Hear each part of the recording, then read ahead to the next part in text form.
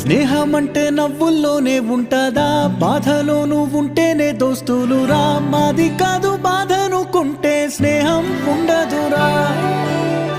తప్పుల్లోనూ నీతోనే ఉన్నామురా, గొప్పల్లోనూ నీతోనే ఉన్నామురా.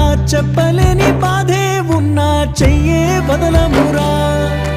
నీతో ఉంటూ మాటలు రాని మౌనం చూడకురా. మౌనం వెనకే మాటలు కలిసిన బాధుందిరా లోపల. స్నేహంలో నా కోపాలన్నీ కరిగే మేఘాలురా.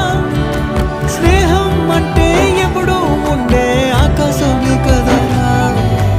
అల్లుకున్న తీగతో కలుసుకున్న కులం.